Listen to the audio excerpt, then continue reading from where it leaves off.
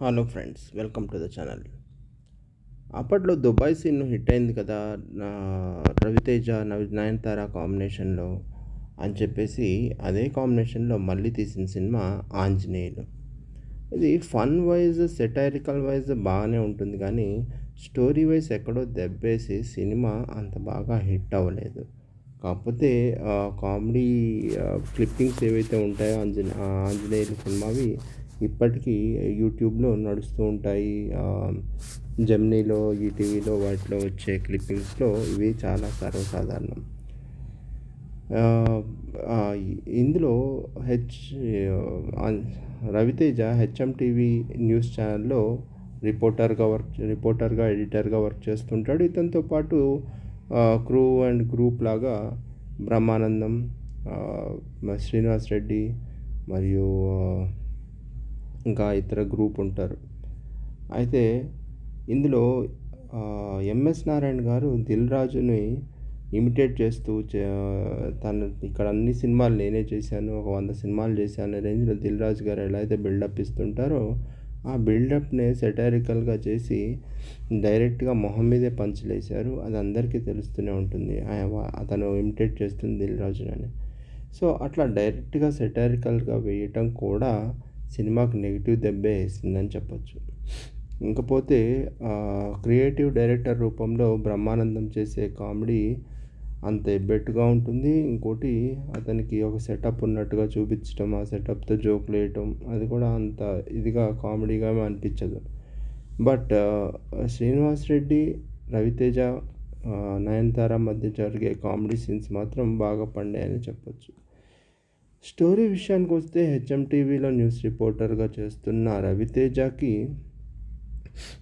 బ్రహ్మాజీ రూపంలో ఇంకో రిపోర్టర్‌గా రిపోర్టర్‌గా ఇతనికి హెల్ప్ చేస్తూ ఉంటాడు.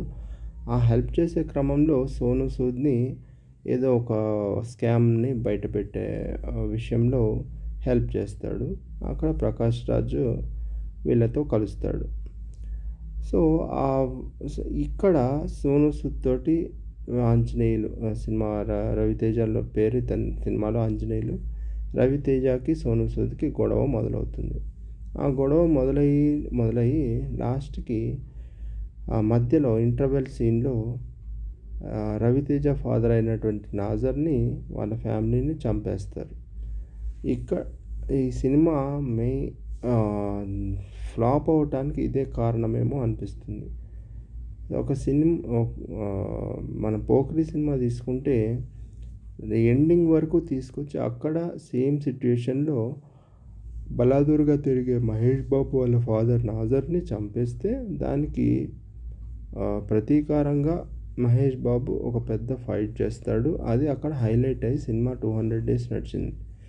అయితే ఇక్కడ ఇంటర్వెల్‌కే వాళ్ళ ఫాదర్‌ని చంపేయటం, ఆ తర్వాత ఇతను ప్రతినబూని నేను మా ఫాదర్‌ని చంపిన వాళ్ళు ఎందుకు చంపారు, ఎవరు చంపారు వాళ్ళని కనుక్కొని వాళ్ళని నేను చంపుతాను అని చెప్పటమే ఈ సినిమాకి నెగెటివ్ అయిందేమో అనిపిస్తుంది. ఎందుకంటే స్టోరీ మొత్తం ఇక్కడే రివీల్ అయిపోయింది. ఇంక మళ్ళీ వెయిట్ చేయటానికి గానీ, సినిమాలు చూడటానికి గానీ ఏమీ లేదు. సేమ్ సీక్వెన్స్ మనం 'దూకుడులో' చూసుకుంటే సే సేమ్ చంపటం కాదు గానీ, మహేష్ బాబు ఫాదర్ అయినటువంటి ప్రకాష్ రాజు కోమాలోకి వెళ్ళిపోతాడు. ఆ కోమాలోకి వెళ్ళేలాగా చేసింది ఎవరు అని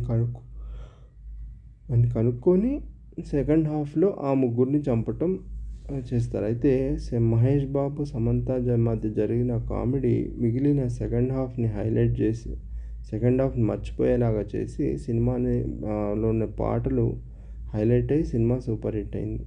కానీ ఆ ఎలిమెంట్స్ ఏవి ఈ సినిమాలో వర్కౌట్ కాలేదేమో అనిపించింది. సో, ఈ నాజర్ చనిపోతాడు. ఆ తర్వాత జరిగిన క్రమంలో రవితేజ, సోనూ సూద్ గ్యాంగ్‌లో జాయిన్ అయిపోయి వాళ్ళ విషయాలన్నీ తెలిసేసుకొని, వాళ్ళ అసలు ఎవరు చంపారు అనే విషయం బయటపెట్టి ఆ వీడియో తీసి తర్వాత మళ్ళీ సోనూ సూద్‌ని ఎట్ ద ఎండింగ్ చంపేసి న్యూస్ రిపోర్టర్స్‌కి ఇస్తాడు. అది సినిమా స్టోరీ. సినిమా ఓవరాల్‌గా నేను ఇప్పుడు 2024లో మళ్ళీ చూశాను. ఓవరాల్‌గా బాగానే ఉంది. అంత ఫ్లాప్ కంటెంట్ ఏం కాదు అనిపించింది. మరి మేబీ అప్పట్లో ఉన్న వేరే సినిమాలతోటి పాటు ఏమైనా రిలీజ్ చేయటం వల్ల ఏమన్నా ఫ్లాప్ అయిందేమో అనిపించింది. మీకేమనిపించిందో మీరు కామెంట్స్‌లో తెలియజేయగలరు. Please subscribe.